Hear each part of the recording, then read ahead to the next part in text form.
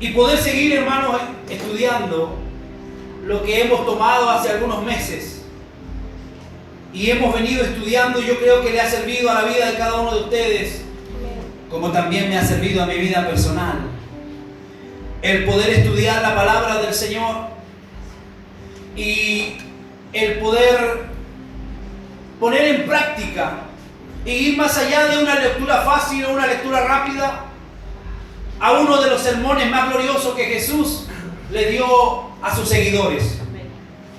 El capítulo 4, los últimos versículos, dice que la gente seguía a Jesús y que Jesús sanaba a todos los que la gente llevaba a donde él estaba. Pero hay un momento cuando Jesús se sienta y comienza a enseñar, comienza a abrir su boca, dice la lectura, y comienza a enseñarle a sus discípulos y le comienza a entregar, a ministrar uno de los sermones más gloriosos que Jesús le entregó a sus discípulos, como fue el Sermón del Monte. Hemos enseñado y hemos venido aprendiendo ya desde semanas y meses atrás que cada uno de estos bienaventuranzas, que cada una de estas enseñanzas que Jesús le lanzaba a sus discípulos, iba cada una de ellas entrelazada con la siguiente, de tal manera que al poder estudiar podemos comprender que no podemos tomar una bienaventuranza y desechar la otra, sino más bien en la medida que vamos estudiando nos vamos dando cuenta que necesitamos una detrás de la otra en nuestra propia vida. Amén. Dijimos que las tres primeras bienaventuranzas eran en relación hacia Dios. Cuando el Señor nos enseña y nos dice que son bienaventurados los pobres en espíritu, porque de ellos es el reino de los cielos. Dijimos, bienaventurados los que lloran por su pecado, los mansos porque recibirán bendición, los que tienen hambre y sed de justicia. Allí estamos hablando de aquellas necesidades que tiene el hombre hacia Dios. Pero luego comenzamos a hablar las bienaventuranzas desde el verso 7, donde todo eso que hemos recibido ahora es necesario entregarlo y ahora es necesario transmitirlo, como bienaventurados los misericordiosos. Dijimos, porque ellos serán los que alcancen misericordia. Amén. Bienaventurados los de limpio corazón, porque ellos verán a Dios. Así es. La semana pasada vimos, bienaventurados los pacificadores, porque serán llamados hijos. Y dijimos que no era solo el hecho de recibir la paz en nuestra vida, sino que dijimos que esa paz debería ser transportada y que esa paz debería ser entregada hacia todo aquel que lo necesita. Porque Jesús dijo, yo mi paz os dejo, mi paz os doy, no como el mundo la da, yo la doy. Y hoy día vamos a la última bienaventuranza, versículo 10 hasta el 12. Bienaventurados los que padecen persecución por causa de la justicia, porque de ellos es el reino de los cielos. Bienaventurados sois cuando por mi causa os vituperen y os persigan y digan toda clase de mal contra vosotros mintiendo. Gozaos y alegraos, porque vuestro galardón es grande en los cielos, porque así persiguieron a los profetas que fueron antes de vosotros. Padre, callamos toda voz ajena a la de su Espíritu Santo. Amén. Tomamos absoluto control y dominio de este lugar, Señor. Que pueda, Dios mío, tu nombre ser grandemente glorificado en esta hora, Señor. Que tu presencia pueda moverse con amplia libertad por este lugar mientras se predica tu palabra. Que no haya nada que interrumpa la gloria tuya entre nosotros. Y si usted le place sanar al que vino enfermo, pueda hacerlo con toda libertad, Señor. Echamos fuera todo espíritu que no te glorifica y toda obra antagónica a tu presencia. Y tomamos cautiva toda mente a la voluntad de tu palabra. En el poderoso nombre de Jesús. Amén. Amén. Con esta bienaventuranza, hermanos, llegamos al final de esta hermosa serie que hemos venido aprendiendo. De la serie de bendiciones que el Señor Jesucristo le promete a aquellos que hacen su voluntad. Bienaventurados. Es con esta bienaventuranza con la que el Señor concluye. Los que padecen persecución por causa de la justicia. La versión del 2005 de la Liga Bíblica Mundial lo traduce de la siguiente manera: afortunados los que son maltratados por hacer la voluntad de Dios, porque el reino de Dios les pertenece. Cuando la gente los insulte, los persiga y hable mal de ustedes por seguirme, sepan que son afortunados a los ojos de Dios. Cuando les pase esto, pónganse contentos y alégrense, porque van a recibir una gran recompensa en los cielos. Así también fue como maltrataron a los profetas que vinieron antes de ustedes. Podemos decir, hermano, que esta bienaventuranza es la que completa el perfil de los que han de seguir a Cristo. Lo dijimos cuando comenzamos esta serie, que las bienaventuranzas son las características éticas y las características morales que debía poseer todo aquel que se dice hijo de Dios. Amén. Esto completa el perfil de los que han de seguir a Cristo. Aunque esta bienaventuranza no está dada como una descripción positiva para el cristiano, porque a nadie le gusta que lo persigan, sino más bien nos gustan las bendiciones, nos gusta el buen trato, nos gusta la adoración, nos gusta que la gente nos quiera, nos ama. Pero esta bienaventuranza no está dada con una descripción positiva para el cristiano, como fueron dadas todas las demás. Esta está planteada como una consecuencia de vivir y ser como se nos plantea que debemos vivir. Veremos precisamente que el cristiano es perseguido porque es lo que es y porque él actúa como actúa. El cristiano no es perseguido porque a alguien le ha placido perseguir al cristiano, sino que vamos a ver al terminar esta exhortación de la palabra que cada uno de nosotros es perseguido por causa de hacer la voluntad del Señor. Es bueno que indiquemos que esta bienaventuranza no será realidad en la vida de aquellos que no se identifiquen con la causa de Cristo, y principalmente los que no hayan logrado las demás bendiciones ofrecidas. Usted no va a ver a un cristiano carnal ser perseguido. Usted no va a ver a un cristiano mediocre ser perseguido. Usted jamás va a ver a un tibio ser perseguido.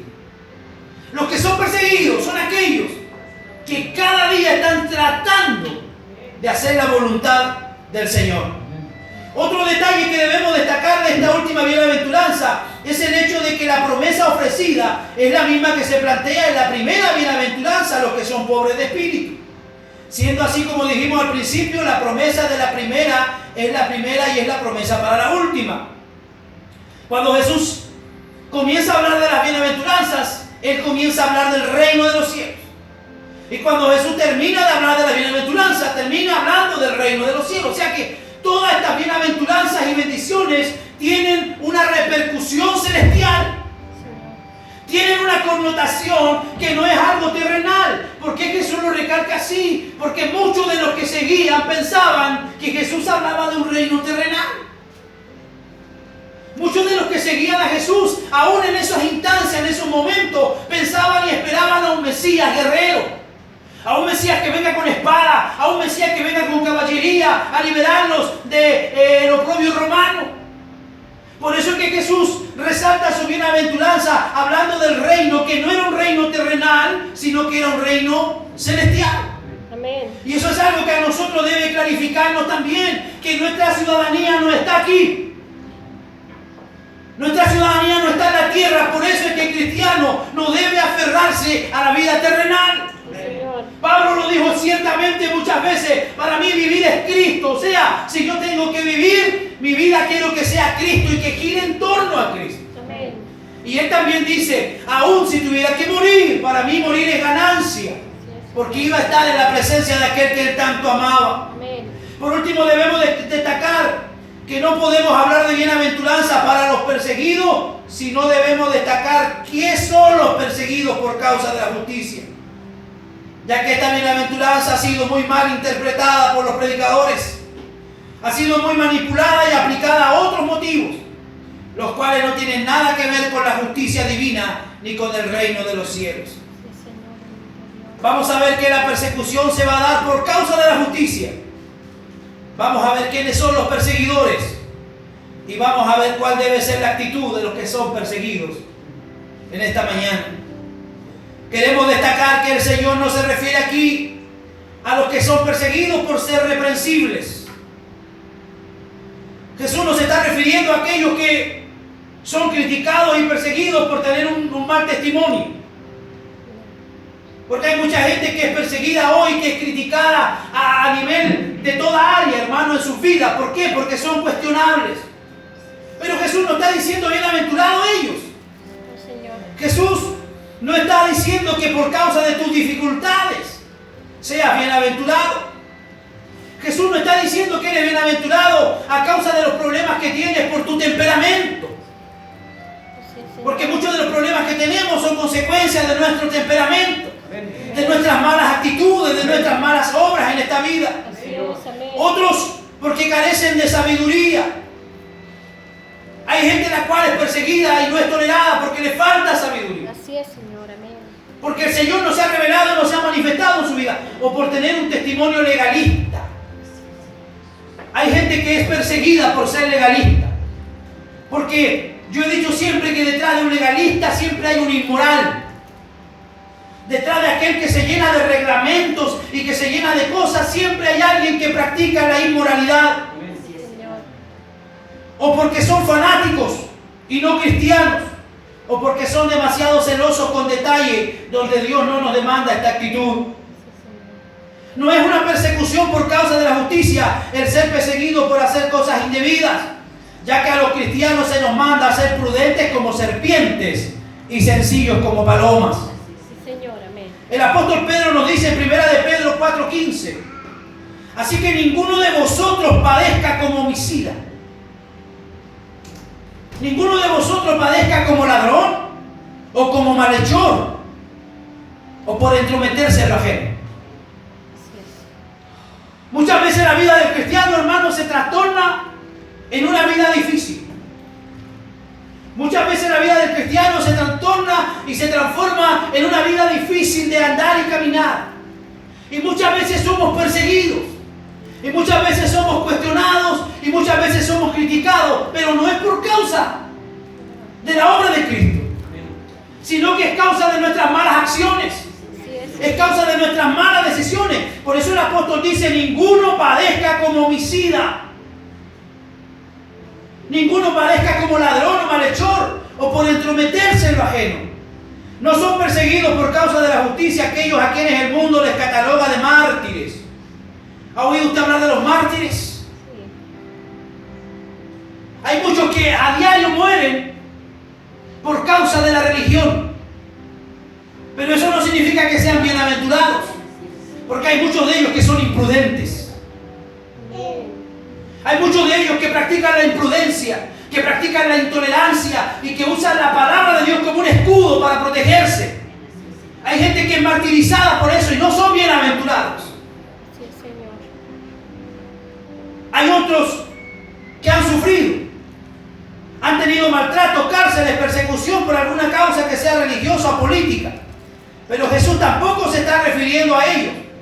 Y no por causa de lo que entendemos ellos pueden padecer, sino que deben padecer por la causa justa de Cristo. Los creyentes tienen que entender que cuando se habla de justicia, se está hablando de la justicia de Dios. Y cuando hablamos de la justicia de Dios, lo resumimos en una sola palabra: santidad. Amén. Señor. No es porque usted hizo esto, dijo lo otro, la gente lo odia, mató el pobrecito de mí. No, usted se lo buscó, usted apechuga. Y no diga que es perseguido, y no diga que es vituperado por la causa de Cristo. No es por sus malas acciones. Los creyentes tienen que entender que cuando se habla de justicia, se está hablando de la santidad de Dios. Solo Dios es justo. Por lo tanto, ser justo es como ser como el Señor Jesucristo. Así es, amén. ¿Cuántos se parecen a Jesucristo? Levante su mano. ¿Nadie se parece a Jesucristo aquí? ¿Cuántos se parecen al diablo? A uno o los dos se parece. ¿No se parece a ninguno de los dos? El cristiano debe parecerse a Jesús, hermano. Señor. Y usted va a entender luego que termine de predicar este sermón. ¿Por qué? ¿Por qué es que nos aborrecen? ¿Por qué es que nos persiguen? Porque cada día nos parecemos a Jesús. cuando usted llega a un antro, los demonios se inquietan. Cuando usted llega a una celebración donde no está Dios presente, los demonios se inquietan. Vamos a ver lo que dice el Señor a través del apóstol Juan. Usted como cristiano va a ser perseguido porque usted se parece a Jesús. Por eso Pablo no reparó y Pablo no tuvo temor en decir, imítenme a mí. Lo vimos en un buen estudio un día viernes de varones aquí. Como Pablo decía, imítenme a mí, porque Pablo se sentía que estaba haciendo la voluntad del Señor. Cuando yo me paro en el púlpito y le digo a la gente, hermano, no me mire a mí, escuche, es porque algo estoy escondiendo. ¿He escuchado a esos hermanos que se paran en el púlpito? Hermano, no me mire a mí, usted escuche nomás lo que el Señor... Yo debo decir a la gente, hermano, hagan lo que yo hago. Porque no tengo temor, porque yo estoy imitando a Cristo. Mira que está a tu lado, dile, hazlo como yo lo hago, dígaselo, con autoridad.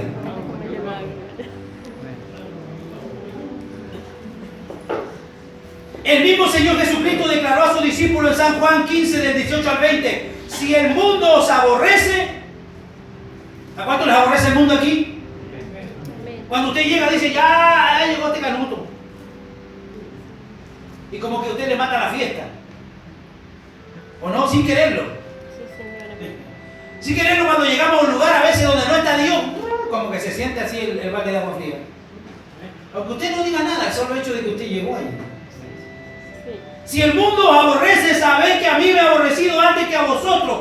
Escuche esto. Si fuerais del mundo, léalo. ¡Wow! Si usted fuera del mundo, el mundo lo recibiría a usted con los brazos abiertos. ¿Cómo es que usted lo recibe el mundo? Cuando usted llega, se alegra, lo abraza, ¡oh, llegó! Porque si hacen eso es porque usted es uno de ellos.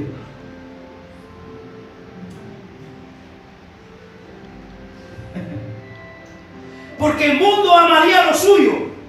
Pero porque no soy del mundo, antes yo os elegí del mundo, por eso el mundo os aborrece. Acordado de la palabra que yo os he dicho, el siervo no es mayor que su Señor. Si a mí me han perseguido, también a vosotros os perseguirán. Y si han guardado mi palabra, también guardarán la vuestra. ¿Me está entendiendo? ¿Por qué el mundo lo aborrece a usted? ¿Por qué el mundo lo persigue? Porque usted no es del mundo. Dígale que está a su lado, ahora entiendo, dígase. Ahora entienda por qué usted cae bomba cuando va a esos cumpleaños, a esas celebraciones. ¿Por qué usted cae bomba allí? Voy a seguir interiorizándome. También debemos hacernos eco de las palabras del apóstol Pablo cuando dice 2 de Timoteo 3:12. Y también todos los que quieren vivir piadosamente en Cristo Jesús, todo le irá bien. Se le abrirán las puertas, lo van a recibir, lo van a felicitar. ¿Qué dice? Padecerán persecución. Yo lo siento si usted pensaba hoy salir de aquí bendecido, lleno de promesas y bendiciones, lo siento. Pero quiero decirle que para los que hacen la voluntad de Dios, hay persecución. Hay bendiciones. Hay momentos de alegría, hay momentos de gozo, pero va a haber mucha persecución.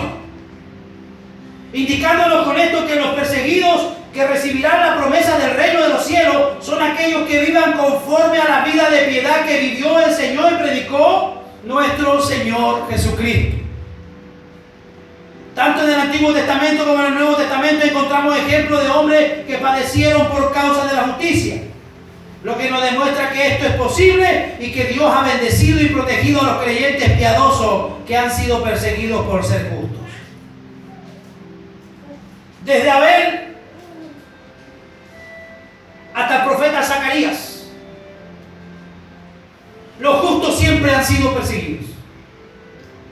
Abel fue muerto por su propio hermano, porque su propio hermano veía que en él había algo diferente, no era igual a él. Y eso lo movió a la envidia. Y la envidia lo movió al homicidio y fue que mató a su propio hermano. Porque él sentía que no era como él. Tenemos la historia del profeta Zacarías, que fue muerto en los mismos patios del templo. Sí, Señor, amén. Así que esto, hermano, la persecución se lleva a todo nivel.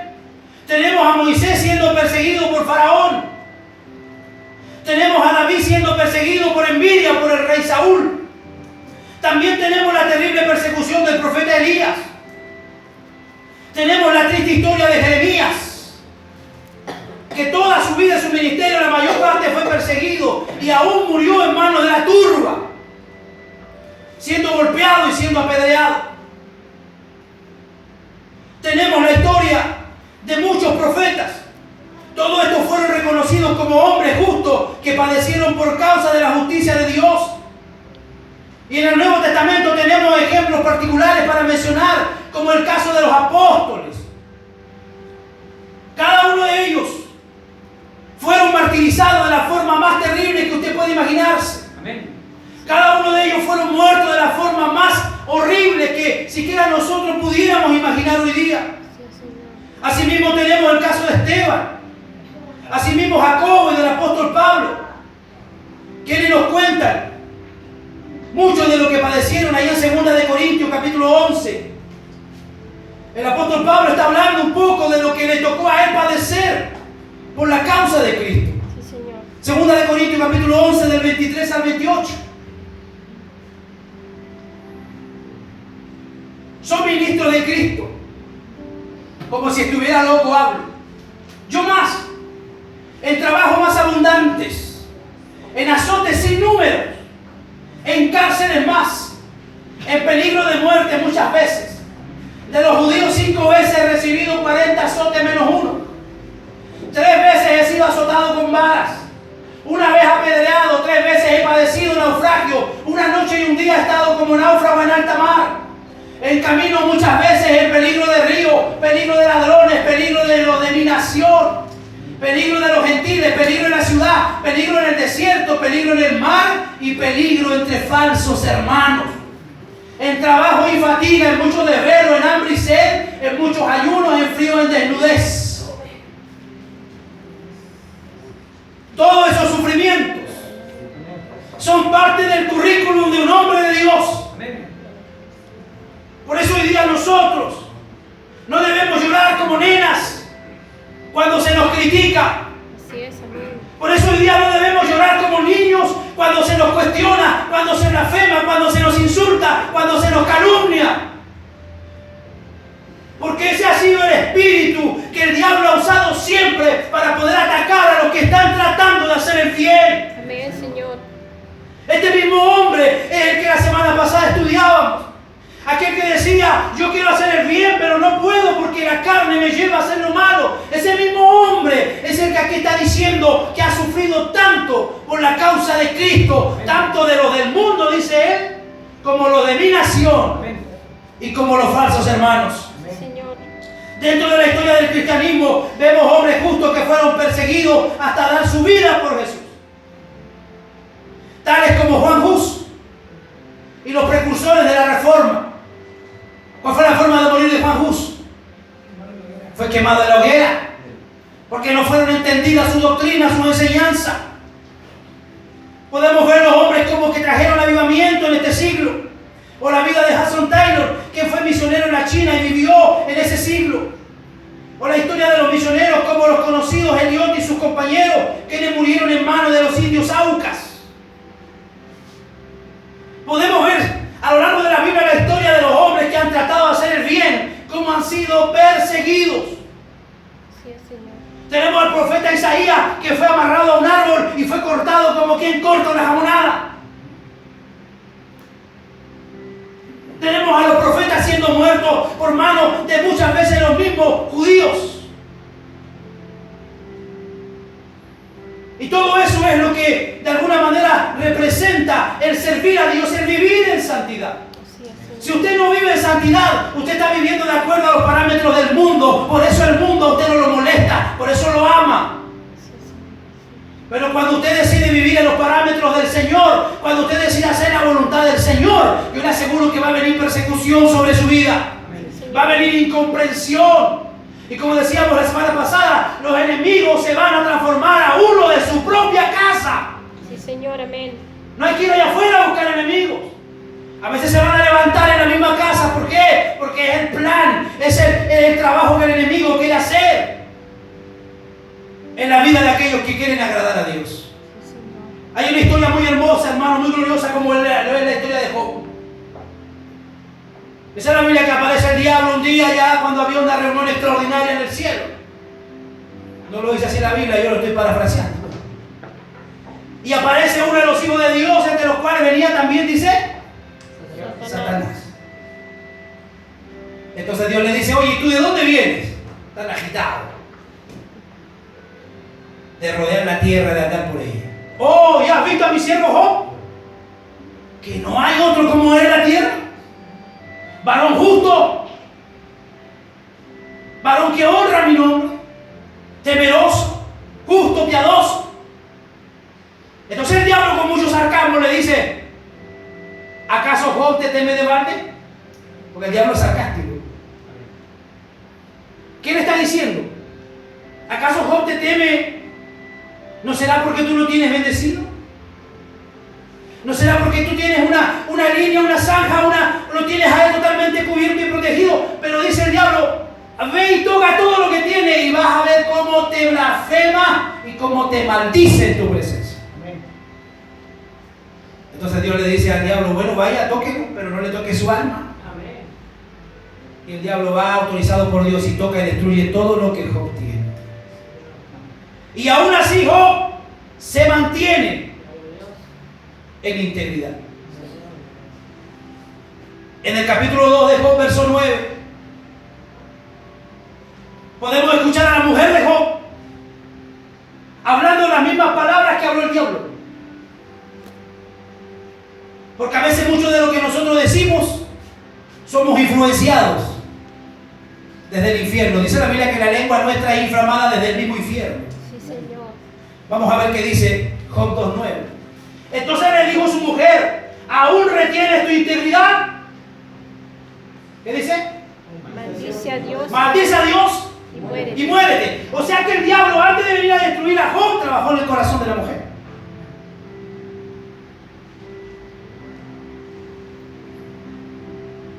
Sin comentarios, ¿verdad? Los que quieren hacer la voluntad de Dios van a ser perseguidos, van a ser acosados. Primero que nada, el mundo te va a perseguir. Cuando el Señor Jesucristo se dirige a los apóstoles, les advierte sobre la persecución. El Señor declara aquí que la fuente primaria de esta persecución es el mundo en el que vivimos, refiriéndose no al planeta Tierra, sino al sistema que gobierna el diablo, que está bajo el maligno y que desea que los cristianos desaparezcan. ¿Qué es lo que quiere el diablo? El diablo no quiere jugar con usted, ojo. El diablo no quiere pasar por ahí y hacerle a usted una zancadillita. El diablo no le quiere a usted tocar la orejita. El diablo lo quiere hacer a usted desaparecer de la faz de la tierra. Pero él no lo puede ni siquiera tocar una hebra de nuestro pelo, si es que Dios no se lo permite. Así es, amén. Es por esto que Santiago 4:4 dice, oh almas adúlteras, ¿no sabéis que la amistad del mundo es enemistad contra Dios? Cualquiera que quiera ser amigo del mundo se constituye en enemigo de Dios. ¿Cuál amigo le conviene a usted? Dios. ¿El mundo? No, porque el mundo pasa en sus deseos, pero el que hace la voluntad de Dios permanece para siempre. Amén. Estableciendo que el sistema que domina o el mundo está en contra de la justicia de Dios. Notemos lo que dice 1 de Juan 2, del 15 al 17. Cuando dice, no améis al mundo. ¿Me está escuchando? Señor. No améis al mundo ni las cosas que están en el mundo. Si alguno ama al mundo, el amor del Padre Está en él. no está en él. Porque todo lo que hay en el mundo, los deseos de la carne, los deseos de los ojos y la vanagloria de la vida, no proviene del Padre, sino del mundo. Y el mundo pasa en sus deseos, pero el que hace la voluntad de Dios permanece para permanece para siempre. Todos los deseos de la carne van contra la voluntad de Dios. Los deseos de los ojos, esa vanidad de querer siempre estar adquiriendo más y más. Todo lo que tus ojos ven, lo quieres comprar, lo quieres tener, lo quieres adquirir. Eso es algo que no proviene del Padre, sino proviene del mundo. Amén. Dile que está a tu lado, cuídate del mundo. Cuídate. Dígaselo con autoridad, cuídate del mundo, hermano. Cuídate del mundo. Lo que nos deja ver claro que el mundo es el peor enemigo de Dios y el mayor perseguidor de los creyentes piadosos. Segundo, la religión te va a perseguir. Si analizamos la vida de nuestro Señor Jesucristo, veremos que sus mayores oponentes fueron los religiosos. ¿Quiénes fueron sus mayores enemigos? Los religiosos. Jesús nunca fue tímido con ellos, Jesús siempre los confrontó. La religión debe ser confrontada, hermano, porque la religión condena, pero Cristo salva. Señor. La religión legaliza a la gente, la religión, hermano, la religión lo oprime. Pero Jesús vino para darnos libertad. ¿Cuántos dicen amén? Amén, amén. Tanto los fariseos como los escribas y doctores de la ley fueron los más implacables e incansables perseguidores de Jesús. Al punto tal que no cesaron de perseguirlo hasta no verlo en la tumba. Vituperarán y perseguirán diciendo toda clase de males y mentiras con tal de dañarnos. ¿A cuántos de ustedes le ha pasado alguna vez eso? Calumnias. Gente que dice esto y lo otro de usted y eso no es así. Gente que inventa esto y lo otro y que trata de dañar su testimonio. Que trata de dañar su imagen. Así vemos en la historia una de las más grandes persecuciones emprendidas por la religión católica, como lo fue la Santa Inquisición, donde murieron mucha gente inocente, mucha gente que producto de su fe en Jesucristo tuvieron que ir a la hoguera. La persecución no solamente vendrá de afuera, sino también dentro de la iglesia. Esta es la enseñanza de la Biblia y la historia de la iglesia que lo ha corroborado. Hay muchos prejuicios e ideas que se conciben en forma distinta de lo que enseña el Nuevo Testamento, que establecen dogmas impositivos para creyentes, y muchos son los que os persiguen por eso. Con toda sinceridad y verdad de seguir al Señor Jesucristo por el camino estrecho. Vamos a ver lo que dice Gálatas 2:11.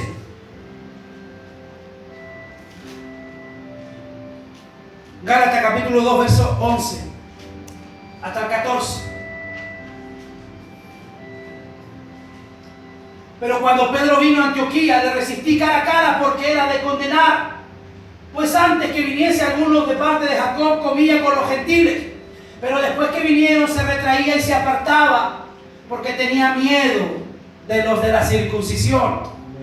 Y en su simulación participaban también los otros judíos. De tal manera que aún Bernabé fue también arrastrado por la hipocresía de ellos.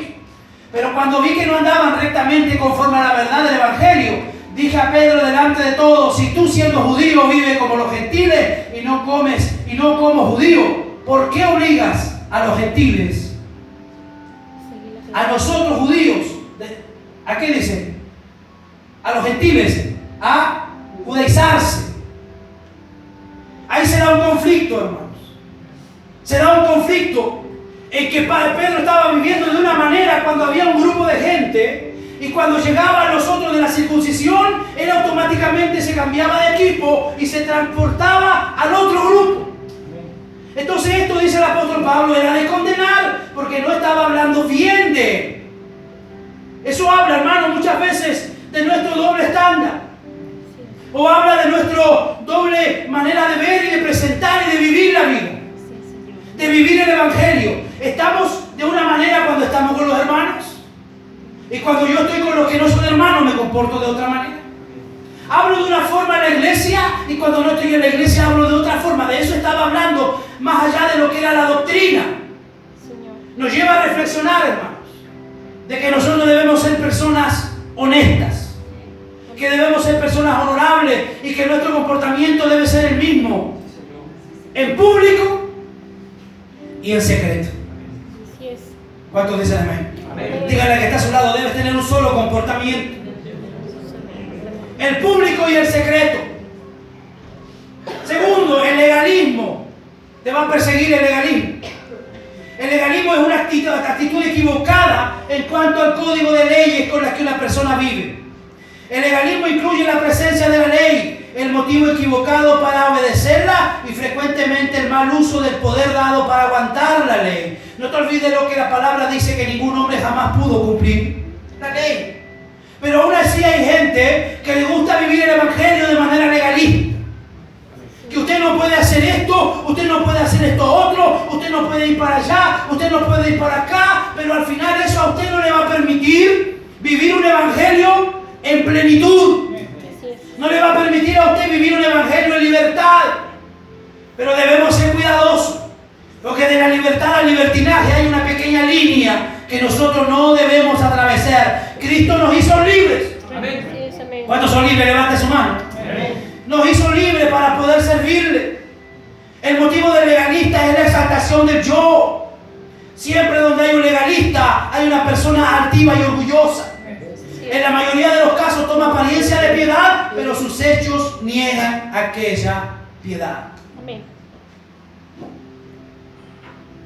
La Biblia dice que el rey no sufre violencia. Desde los días de Juan el Bautista hasta hoy el rey no sufre violencia, y los que lo arrebatan son aquellos que son valientes, que son violentos, que están dispuestos a servir al Señor. Amén. El mundo te va a aborrecer.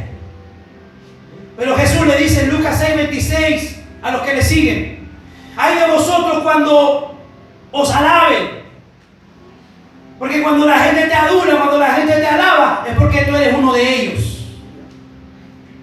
Pero cuando la gente te critica, te persigue, te cuestiona, es porque tú estás haciendo la voluntad del Señor. Pero el Señor termina los versículos, dice: gozaos y alegraos. ¿Cómo hay que ser? Gozaos y alegraos. Gozaos y alegraos, porque vuestro galardón es grande en los cielos. Porque así persiguieron a los profetas que fueron antes de vosotros. Lo que el Señor aquí está diciendo: alégrense, gócense, porque son un grupo de gente especial. Sí, Señor. Son un grupo de élite. Un grupo que no es como cualquiera. Por eso no se sientan tristes, no se depriman, sino Él dice: gócense y alégrense. Amén. Sí, Señor. Oye, pastor, pero es muy difícil gozarse cuando a uno lo están haciendo pedazos. Es muy difícil gozarse cuando está siendo vituperado, insultado, menospreciado. Vean lo que dice la palabra en Hechos 16:25, cuando el apóstol Pablo y Silas fueron llevados y puestos en prisión. La Biblia dice que ellos fueron puestos en prisión en el calabozo de más adentro. Según, hermanos, la tradición, las cárceles en las cuales fueron encarcelados ellos, el calabozo de más adentro era el último calabozo, porque iban hacia abajo donde llegaba todo el estiércol y el orín de la cárcel. Entonces para ellos la situación no era muy agradable estar en ese lugar. Pero dice la Biblia que ellos a medianoche comenzaron a cantar y a alabar a Dios. Así es, Señor. ¿Qué hubiera hecho usted en lugar de ellos? Llorar. Pregúntese, ¿qué hubiera hecho usted en lugar de Pablo y Silas? Reclamar. Reclamar, que es lo que muy bien saben hacer algunos. Sí. Patalear a otros. Justificarse a otros. Oh Señor, ¿por qué a mí si yo soy de lo mejorcito de la iglesia? ¿Por qué a mí, Señor, si yo diezmo y ofrendo? ¿Por qué a mí, Señor, si yo siempre estoy toda la semana en la iglesia? Es lo que probablemente nosotros diríamos en el lugar de Pablo y Silas. Pero ellos no levantaron su voz para criticar, no levantaron su voz para quejarse, sino que a medianoche levantaron su voz para alabar a Dios. Y para demostrar gratitud. ¿Sabe por qué? Porque es una bendición padecer por la causa de Cristo. Amén, amén. Es una maldición que a usted lo operen y lo critiquen porque usted es problemático. Sí, amén. Es una maldición que a usted lo critiquen porque usted es chismoso o chismosa. Así es. Pero es una bendición que a usted lo persigan por la causa de Cristo, por hacer la voluntad del Señor. Amén. La Biblia dice que ellos cantaban y a Dios se le ocurre cumplir su palabra. Él dijo: donde hayan dos o tres, yo estoy en medio. Amén, Señor, amén. Así que Pablo y Silas cantaban y Dios tuvo que cumplir su palabra. tuvo que manifestarse en la cárcel. En la cárcel no había una tarima, no había un escenario, no había amplificación, no había nada. Habían ataduras, había cadenas, había mal olor, había dolor porque los habían golpeado. Pero ellos en esa circunstancia levantaron sus voces, cantaron y alabaron al Señor. Dice la Biblia que los cimientos de la cárcel se sacudieron, las cadenas cayeron y las rejas se abrieron. Amén. Sí, Señor. Eso ocurre, hermano, cuando la iglesia alaba a Dios. Sí, Señor. Eso ocurre cuando hay cristianos que aún cuando están sufriendo pueden alabar y bendecir el nombre del Señor. Amén. ¿Qué fue lo que produjo eso? Un tremendo avivamiento. No hubo que predicar, no hubo que hacer nada. El carcelero dijo, ¿qué tengo que hacer para ser salvo? Amén. Señor. No hubo necesidad de un mensaje. Cuando Dios se quiere glorificar, lo hace a través de su presencia. Señor. Cuando Dios se quiere glorificar, lo hace no importa la circunstancia. Si Dios quiere salvar, Dios salva. Sí, Señor. Amén. No es necesario que nosotros hagamos toda una parafernalia, preparemos un ambiente, le busquemos a la gente una musiquita que le guste. No, hermano, Dios no necesita esas cosas. Amén, Señor. Señor. Si Dios te quiere salvar esta mañana, Dios va a hablar a tu corazón. Sí, Señor. Amén. El hombre dice que debo hacer para ser salvo. Cree en Jesucristo y serás salvo tú y todos aquellos a los que tú le puedes dar testimonio. Es lo que se refiere a ese versículo. Necesitamos entender que a veces hay que gozarse en la tribulación, porque de nosotros es el reino de los cielos. La primera razón por la que se nos dice que debemos tener gozo cuando padecemos por la causa de la justicia es por la promesa de que poseeremos el reino de los cielos como una herencia que nadie te va a poder quitar. Todo lo que Dios ha diseñado para su reino será para que tú lo disfrutes. Todo aquel que padezca persecución por causa de la justicia y todos los que son vituperados y maldecidos por causa de Cristo, Dios tendrá un tratamiento especial para los creyentes que padecen por causa de Él. Porque nuestro galardón es grande en los cielos. Señor. Amén. ¿Cuántos saben que tienen un galardón allá? Amén. Sí, Señor. No importa que a veces aquí en este mundo, hermano, no vamos a ver muchas cosas. Muchas veces no vamos a ver todo el oro que quisiéramos. Como dijo un atrevido por ahí, no, a mí no me sirve el oro del cielo, yo lo quiero aquí en la tierra. Es probable que no vamos a ver lo que nosotros quisiéramos en la tierra. Si no, vamos a ver persecución, vamos a ver problemas. Pero el Señor dice, gozaos y alegraos porque tu galardón es grande en los cielos. Amén. Dile que está a tu lado, tu recompensa es grande. Puede que la iglesia no valore lo que usted hace. Puede que los líderes no valoren lo que usted hace. Puede que su familia no valore lo que usted hace. Pero en el cielo están anotadas cada una de sus obras, buenas y malas, por las cuales un día el Señor nos va a recompensar. Sí, Señor. Porque dice la Biblia que el Señor viene pronto y su galardón conmigo, dice Él, Amén. Sí, Señor. para recompensar a cada uno. Según su obra. Levante su mano a los que saben que tienen un galardón, a ver. Para recompensar a cada uno, dice el Señor, según haya sido su obra. Sí, Señor. Al ver estas enseñanzas tenemos que sentir el gozo y la alegría que produce saber que aunque los hombres no aprecien lo que hacemos, aunque en esta tierra las recompensas sean vanas y corruptibles, en el cielo tenemos un galardón grande. Santiago capítulo 1, versos 2 al 4. Hermanos míos, tened por sumo gozo, o sea, como un gozo máximo, como algo maravilloso. Tened por sumo gozo cuando os halléis en diversas pruebas. Sí, Señor. Cuando está pasando prueba, levánteme la mano, a ver. Sabiendo que la prueba de vuestra fe produce paciencia, más tenga la paciencia su obra completa para que seáis perfectos y cabales. ¿Para qué Dios permite que usted sea aprobado? Para ser perfecto. Y esa palabra perfecto no significa que yo no me equivoque. Perfecto significa maduro. Señor. ¿Qué significa perfecto? Maduro. Maduro. Entonces, tenga la paciencia su obra completa para que seáis maduros y cabales sin que os falte cosa alguna. Porque cuando tú eres un cristiano maduro, vas a disfrutar lo que tienes. Señor. ¿No me escuchó? Amén, Señor. Cuando usted es un cristiano maduro, usted va a disfrutar lo que tiene. Amén, Señor. Pero Amén. cuando usted es inmaduro, usted va a llorar como niñita por lo que no tiene. Hay cristianos que se pasan la vida entera llorando por lo que no tienen. Oh, y el vecino de allá es terrible, Señor, ¿y cómo tiene ese vehículo? Y usted sufre por ese vehículo. Usted disfrute con lo que Dios le ha dado. Demuéstrese maduro que el que es fiel en lo poco, Dios lo va a poner en lo mucho. ¿Cuántos dicen amén? Por su obra completa. Para que puedan ser perfectos, maduros y cabales, sin que os falte cosa alguna. Dígale que está a su lado, yo lo tengo todo con Cristo.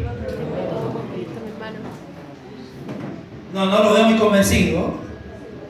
Dígale que está al otro lado, con Cristo lo tengo todo. No sufra, hermano, por lo que no tiene. Porque hay que gozarse y alegrarse, porque no somos los únicos. Señor. Cuando la gente lo agarra la depre, cree que no sufre nadie más que ellos. Así es, Señor. Oh, pastor, pobrecito de mí. Mi hija no me entiende, mis hijos no me entienden, mi esposo no me entiende. A Jesús casi nadie le entendió. Jesús apareció hablando de paz cuando ellos esperaban guerra. Jesús apareció hablando de amor cuando ellos esperaban odio. Jesús fue el ser más incomprendido sobre la faz de la tierra. Usted no espere que la gente que no tiene a Cristo en su vida lo comprenda. Porque aún a veces los que tienen a Cristo tampoco le van a comprender a usted. Por eso deje de sentirse usted como que solamente usted sufre. Porque se nos consuela con el hecho de que recordamos lo que ya el mismo Señor nos había dicho antes de hallarnos en persecución. Porque así persiguieron a los profetas que fueron antes de vosotros. Hay toda una generación de miles de años